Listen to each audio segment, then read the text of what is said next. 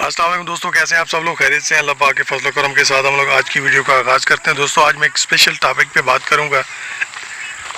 Topic का जो उन्वान है वो ये है कि जैसी करनी वैसी भरनी। जैसी आपकी नीयत होती है, जैसे आपके अमाल होते हैं, आपको उसका सिला मिलता है। जैसा भी कुरान पाक में भी अल्लाह पाक फरमाते हैं कि बुरे मर्दों के लिए बुरी औरतें और अच्छे मर्दों के लिए अच्छी औरतें। अगर आप किसी की माँ बहन बेटी की इज़्ज़त की आप किसी की भी माँ बहन बेटी की इज़्ज़त करेंगे, इज़्ज़त की निगाह से देखेंगे, तो आपकी भी इज़्ज़त की जाएगी। तो ये एक छोटा सा वाक़या है जो आप लोगों के साथ, आप दोस्तों के साथ शेयर करना चाहूँगा। तकरीबन आज से 16-17 साल पहले हम इस्लामाबाद G13 सेक्टर में सर्वेयर काम किया करते थे। उस वक़्त हमारे साथ एक सिक्योरिटी गार्ड हुआ करते थे। तो हम लोग थोड़े नासमझ थे, तो बहुत सारी चीज़ें, बहुत सारी एक्टिविटी हम लोग ऐसे किया करते थे जैसे नहीं करनी चाहिए हमें।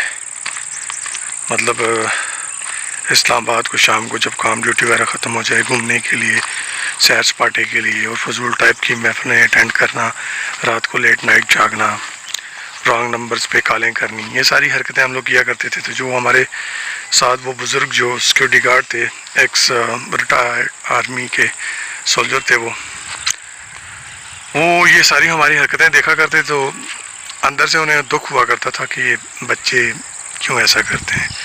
तो एक दिन वो हमें कहते हैं, यार आप ऐसा करें, रात को 9 to 10 के करीब आप लोग आज रात को मेरी तरफ आएँ, क्योंकि उनकी ड्यूटी हुआ करती थी साइड एरिया पे, जहाँ पे सारी मशीनरी जो है पार्क किया, मतलब ड्यूटी टाइम ख़त्म हो जाता है तो सारी मशीनरी को पार्क किया जाता है। वहाँ पे रात को उस मशीनरी की सिक्योरिटी करते थे। वहाँ पे एक बड़ी बुलडोज़र मशीन के छत के ऊपर हम लोग बैठ के रात को एक दिन उनके पास चले गए। तो उन्होंने हमें बोला कि आज हम आपको एक स्पेशल स्टोरी आपके साथ शेयर करूँगा, एक बात बताऊँगा आपको, लाइफ में आपको बहुत ज़्यादा काम आएगी। आपने इस बात पे, इस नसीहत पे, इस कहानी पे अमल भी करना है और इससे फ़ायदा भी उठाना है। वो मुझे आज भी उनका एक एक लफ्ज़, एक एक वर्ड्स बहुत ही अच्छे तरीके से याद है।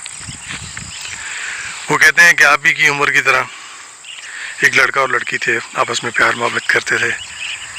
बदकिस्मती से लड़का और लड़की जो है इस हद तक एक दूसरे से प्यार करते थे कि वो एक दूसरे से शादी भी करना चाहते थे, लेकिन जो लड़की के पेरेंट्स थे वो नहीं मानते थे।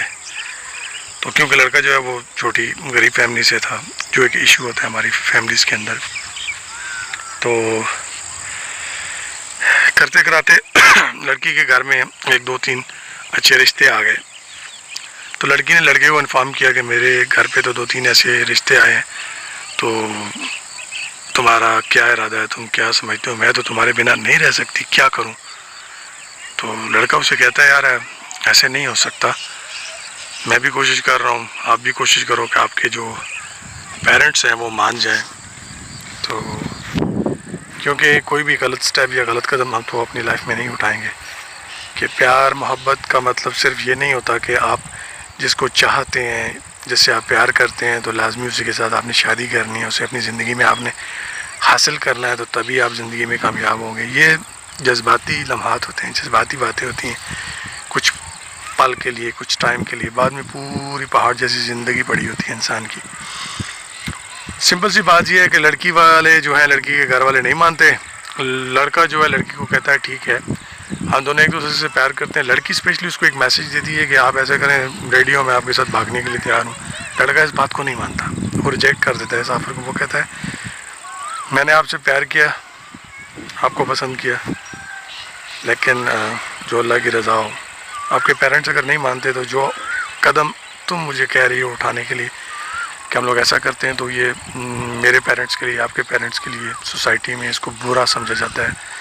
शरीय लिहाज से भी इसकी कोई अहमियत नहीं है, और सारी ज़िंदगी हमारे बच्चों के लिए, हमारे लिए जो है एक बहुत बुरी चीज़ होगी। तो हम लोग ऐसा कदम नहीं उठाएंगे। ठीक है आप चले जाओ। लड़का जो है लड़की से कहता है, आप ठीक है, जहाँ पे आपके पेरेंट्स कहते हैं आप शादी कर लो। लड़की वापस चली जाती है, लड़के की बात मान लेती है। जाते जाते लड़का उसको एक बात कहता है कि जब आपकी शादी हो जाएगी तो सुहागरात वाले दिन आपने मुझे मिलने के लिए आना है। लड़की परेशान होती है, यार साथ में मुझे एक अच्छी बात भी कह रहा है और साथ में मुझे ये शर्त भी रख रहा है। खैर लड़की मान जाती है, लड़की की शादी हो जाती है, सुहागरात का टाइम आता है। लड़का جو ہے وہ جو مطلب وعدہ لیتا ہے لڑکی سے، لڑکی اپنے ہسبینڈ کو وہ ساری بات بتاتی ہے، گھر والا اس کو کہتا ہے ٹھیک ہے تم چلے جاؤ، وہ اسے بھیج دیتا ہے، کوئی سوال جواب نہیں کرتا، لڑکی چلی جاتی ہے۔ تو جب وہ لڑکے کے پاس پہنچتی ہے تو لڑکے کے پاس بہت سارے ڈفرینٹ گفٹس پڑے ہوتے ہیں، جو جب اس کی ایک دوستی تھی اس لڑکی کے ساتھ، عشق تھا، عاشقی مشوقی جسے ہم اپنی لینگویج میں کہتے ہیں، وہ تھی، وہ اس ٹائم پہ ان لمحات پہ ان جذبات پہ جو چیزیں اس لڑکے نے خریدی تھیں وہ ساری اس لڑکی کو واپس کی۔ تو ساتھ میں یہ بھی کہا کہ آج سے پہلے جو بھی ہمارے بیچ میں رشتہ تھا، جو بھی سوچیں تھی، جو بھی ہمارے خیالات تھے ایک دوسرے کے بارے میں، وہ سب آج سے ختم ہیں۔ تو یہ جو چیزیں تھیں یہ آپ کی مانتے میں نے آپ کے نام سے آپ کے لیے لی تھی، تو ان پہ میرا حق نہیں ہے، یہ آپ کی چیزیں آپ اپنے پاس رکھیں۔ یہ باتیں کہہ کے وہاں سے چلے جاتے ہیں۔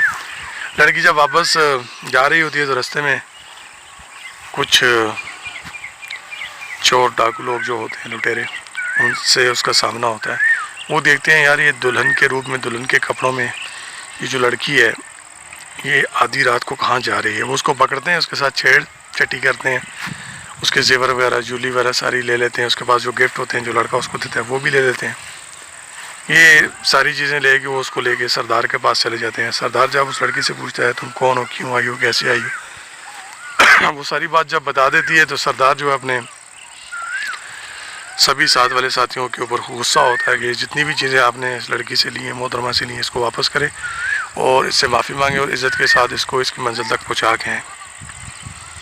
وہ اپنے سردار کے حکم بجا آوری کرتے ہیں، لڑکی کو لے کے اس کی منزل تک پہنچا دیتے ہیں۔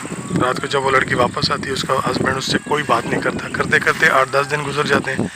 لڑکی دل میں شرمندہ ہوتی ہے کہ شاید آپ کا کسی ٹائم بھی وہ میرا ہسبینڈ جو ہے وہ مجھ سے اس بارے میں پوچھے گا کہ تم رات کو گئی تھی، تمہارے ساتھ کیا ہوا، کیوں بلایا گیا، یہ ساری چیزیں، لیکن اس کے ہسبینڈ نے اس کو نہیں پوچھا۔